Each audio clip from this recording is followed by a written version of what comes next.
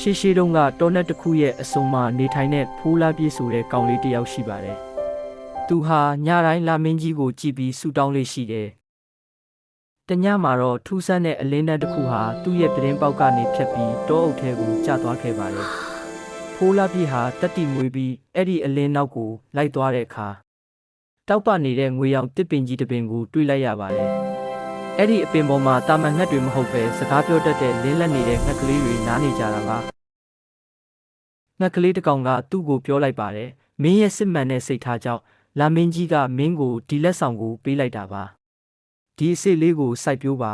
။ဒါဟာမင်းရဲ့ရွာလေးကိုထာဝရငြိမ်းချမ်းစေပါလိမ့်မယ်တဲ့။ဖိုးလားပြေးဟာအဲ့ဒီအစ်စ်လေးကိုရွာလယ်မှာစိုက်လိုက်တဲ့အခါတညအတွင်းမှာပဲရွာလုံးကျို့လင်းထိန်သွားပြီးအစာရေစာတွေပုံများလာပါတော့တယ်။စစ်မှန်တဲ့ယုံကြည်မှုနဲ့ကျင်နာတတ်တဲ့စိတ်ထားဟာမထင်မှတ်ထားတဲ့အံ့ဩစရာတွေကိုတည်ဆောင်လာတတ်တယ်ဆိုတာကိုဒီပုံပြင်လေးကသက်သေပြနေပါတယ်